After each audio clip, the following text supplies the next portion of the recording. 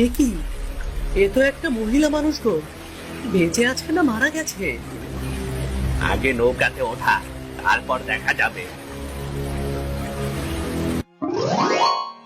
পানকুড়ি একটি ছোট্ট গ্রাম।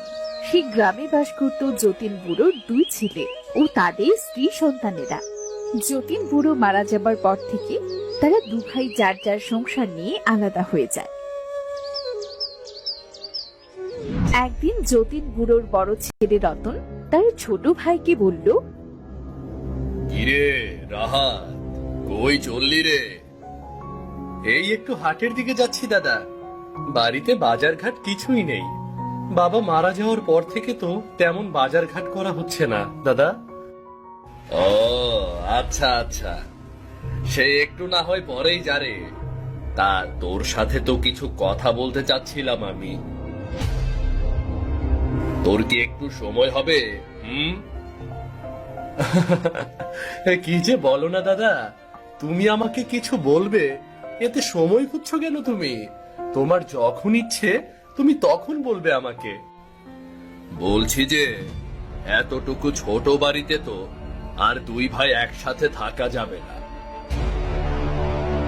যে কোনো এক ভাইকে বাড়ি ছাড়তে হবে রে। কি বলছো দাদা? বাড়িটা তো বেশ বড়। এছাড়া এতদিন তো এ বাড়িতে দিব্যি ভালো ছিলাম। তবে এখন কেন থাকতে পারবো না দাদা? শোন, আমাদের ছেলে মেয়েরা বড় হচ্ছে, ওদের তো একটু ভালো পরিবেশ দরকার নাকি? যাই হোক, তুই বরং বাড়িটা ছেড়ে দে। ওই বাগানের ধারে আমাদের যে জমিটা আছে না, সেখানে একটা ঘর করে থাক যা। এখন ঘর বানাতে গেলে তো অনেক টাকা খরচা। এত টাকা আমি কোথায় পাবো দাদা? এমনিতেও সংসারটা ভালোভাবে চালাতে পারি না আমি। আমার বলার কথা আমি বলে দিলাম, এবার দেখ তুই যাবি কি যাবি না।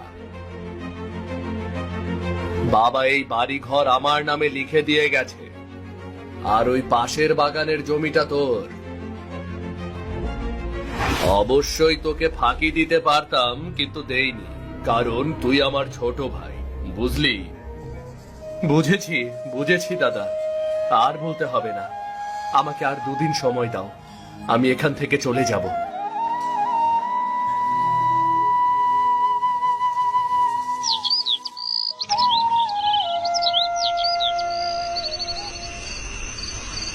রাতে ঘরের ভেতরে জানলা ধরে বাইরের আকাশের দিকে এক নজরে তাকিয়ে আছে রাহাত। কি জীবন ছিল আর কি হয়ে গেল। এই ভিটে আমার কত স্মৃতি জমা হয়ে আছে বাবা মার সাথে। কি করে যে ছাড়বো এই ভিটে আমি। কি গো, এইভাবে কি ভেবে চলেছ?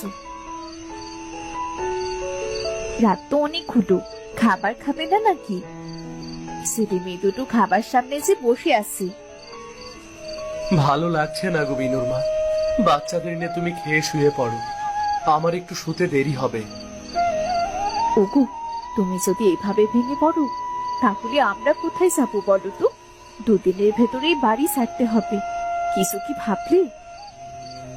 হ্যাঁ ভেবেছি, জমিদারের সাথে কথা বলেছি বিনুর মা।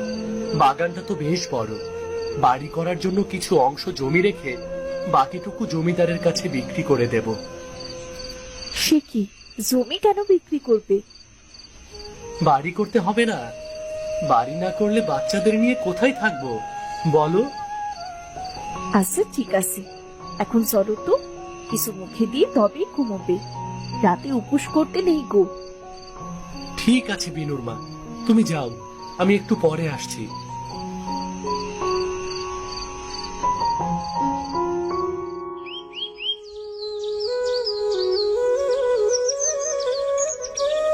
রাহাত তার জমি থেকে কিছু অংশ বিক্রি করে বাকি অংশে ছোট করে একটা ঘর বানাতো।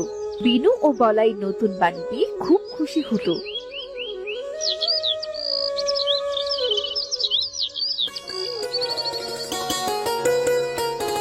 বাবা বাবা, এই বাড়িটা আমাদের খুব পছন্দ হয়েছে।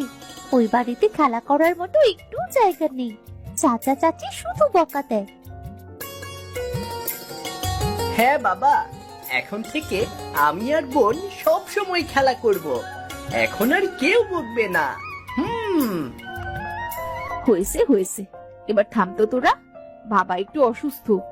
বিনু বলাই, তোরা তোর রমেশ কাকা কি কি বল, বাবার বুকে ব্যথা হচ্ছে, তাড়াতাড়ি একটু ওষুধ দিতে। বাবার আবার কি হলো? এই জন্যই বাবা মনে হয় কথা বলছে না। তাড়াতাড়ি চল ভাই, সন্ধে হতে চলেছে। একটু পরেই রমেশ কাকা তার দোকান বন্ধ করে দেবে। তারা দু ভাই বোন চলে যাবার পর রাহাত তার স্ত্রীর হাত ধরে বলল, বিনুর মা, তুমি এ পর্যন্ত এ সংসারে অনেক কষ্ট করেছো। আমি তোমাকে কখনো একটু সুখের মুখ চোখে দেখাতে পারিনি। বিনুর মা, তোমার কি আমার উপর খুব অভিযোগ? হ্যাঁ, সি সি সি সি, হে কি বলছো গো তুমি? তোমার কাছে এসে হয়তো বা আমি খাওয়ার কষ্ট করেছি, কিন্তু মনের দিক থেকে আমি পরিপূর্ণ সুখী। তোমার মতন একজন সৎ মানুষ পেয়ে আমি সত্যি সুখী। বুকের ব্যথাটা বেড়ে চলেছে গো বিনুর মা। আমি একটু ঘুমাই, আমার যে ঘুম পাচ্ছে। ঘুমিয়ে গেলে আমাকে আর ডেকো না বিনুর মা, কেমন? আচ্ছা, তুমি ঘুমাও। কিছু সময় পর বিনু ও বলাই ফিরে এলো। মা, ডাক্তার কাকা তো ঘর বন্ধ করে দিয়েছে, তাকে পাইনি। বেশ রাত হয়েছে, এই জন্যই মনে হয় বাসনি। তোর বাবা ঘুমিয়েছে, সকালেই না হয়ে নিয়ে যাবো। তোরা হাত মুখ ধুয়ে পড়তে বস।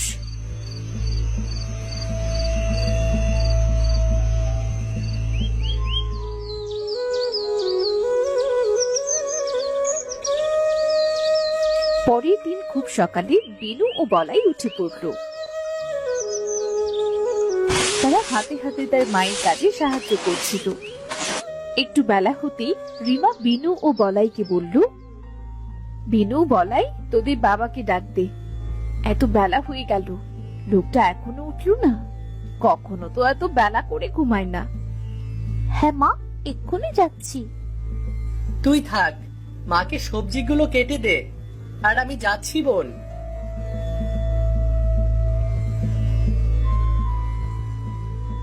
বলাই ঘরে গিয়ে বাবাকে অনেক ডাকাডাকির পরও সে আর উঠল না। বলাই চিৎকার করে কেঁদে উঠতেই রিমা ও বিনু ঘরে এসে দেখলো তার বাবা মারা গেছে। আশপাশের অনেকে এলো। রাহাতের শেষ সমাধি দেওয়া হলো। রিমার বাড়িতে নেমে এলো শোকের ছায়া। রতন ও তার স্ত্রীর নাম কাটাতে বিনোদের দেখতে এলো।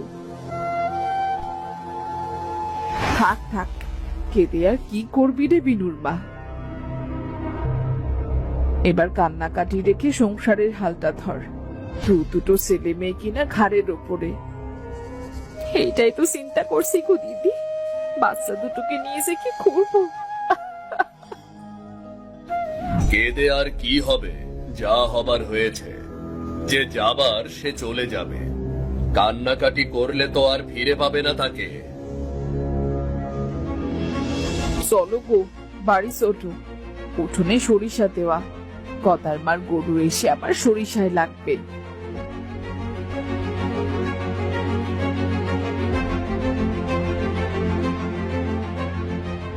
এক সপ্তাহ পার হলো। বাড়িতে যা কিছু ছিল তাই দিয়ে কোনো রকমে এই কদিন চলল। আজ তাদের বাড়িতে খাবার মতো কিচ্ছুটি নেই। ছোট্ট মেয়েটা একটু পর পর রান্নাঘরে গিয়ে পাতিল উল্টে দেখছে। বারবার কি দেখতে আসছিস রান্নাঘরে? দেখছিস না খাবার মতো কিছুই নেই। আমার যে খুব খিদে পেয়েছে মা, আর যে থাকতে পারছি না। তোর ভাই জমিদারের খেতে কাজ করতে গেছে, সন্ধে বাজার করে আনলে তারপর খাস। সন্ধে পর্যন্ত থাকা তো অসম্ভব। আমি বরং কোথাও গিয়ে দেখি কিছু পাই কিনা।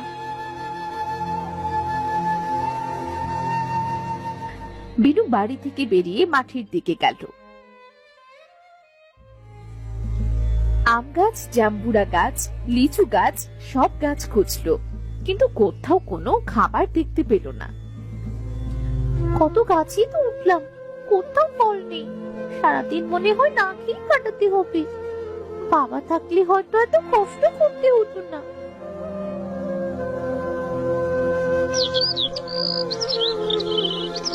সারাটা দিন যায়, বিনু জাতক পাখির মতো বসে থাকে। কখন তার ভাই ফিরবে? সন্ধ্যার একটু আগে বলাই কিছু সবজি ও চাল নিয়ে বাড়ি ফিরে এলো। মা, ও মা, মা ভাই এসেছে। ভাই, এত দেরি হলো যে তোর আসতে? আমি সে কখন থেকে পথ চেয়ে বসে আছি। নে, বাজারগুলো ধর আগে।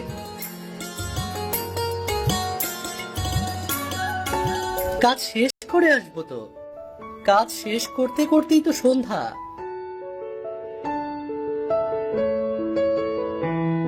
খেয়ে এসেছিস খোকা? এই নে, এই জলটুকু খেয়ে নে। তোর কি খুব কষ্ট হয়েছে খোকা?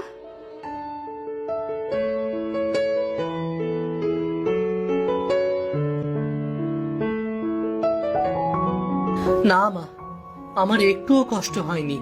হ্যাঁ, তবে কিরে, থামলি কেন বল? মা, কাল থেকে জমিদার মশাই কাজে যেতে মানা করেছে। আমার কাজ নাকি তার পছন্দ হচ্ছে না মা। তুই তো ছোট মানুষ, তাই মনে হয় না করেছে। তুই চিন্তা করিস না খোকা, তোর বাবার যে গাভীটা আছে, না হয় সেটাই বিক্রি করে দেব। দেখি তাই দিয়ে কদিন চলা যায়। সে কি মা, বাবারা তো শখের গাভীটা বিক্রি করে দিবি? পেটের যন্ত্রণার থেকে তো বড় কিছু হয় না রে মা। দে, বাজারগুলো আমাকে দে, রান্না হলে খেতে ডাকবো। যা যা খোকা, ঘরে গিয়ে বিশ্রাম নে।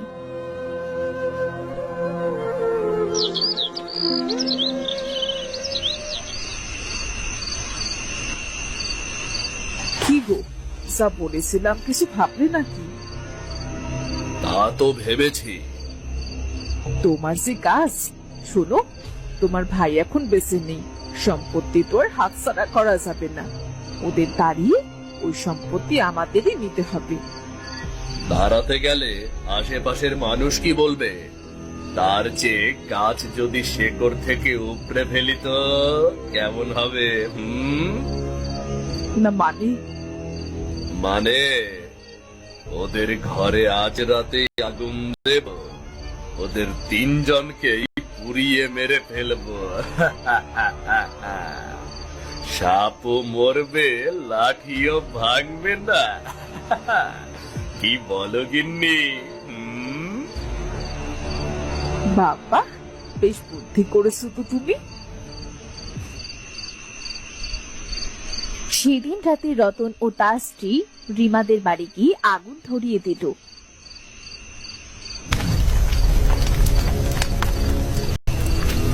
আগুন চারিপাশে দাউ দাউ করে জ্বলতে লাগলো। হঠাৎ বিনু ঘুম ভেঙে দেখলো বাইরে আলো।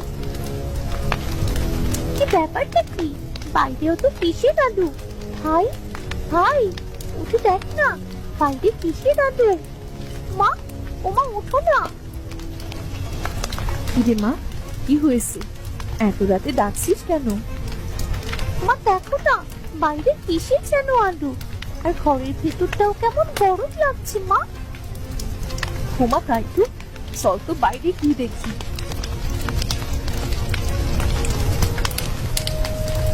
হায় হায় হায় হায়, এ তো আমার বাড়িতে আগুন ধরে গেছে।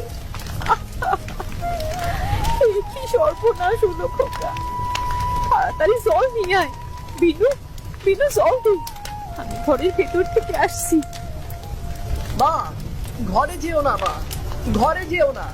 কি করতে যাচ্ছ ঘরে তুমি মা? তোর বাবার শেষ স্মৃতি একটা দুল ছিল রে বাবা, ওটা নিয়েই ফিরবো।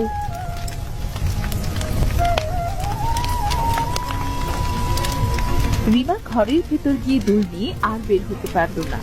চারিপাশ থেকে জ্বলন্ত আগুন তাকে ঘিরে ধরলো। তাদের দু ভাই বোনের চোখের সামনে তাদের মা জ্বলতে লাগতো। দু ভাই বোনের চিৎকার শুনে আশপাশের সব মানুষ সহ তার চাচা চাচিরা ছুটে এসে জল দিতে লাগলো। না না, বিনু বলাই, আমি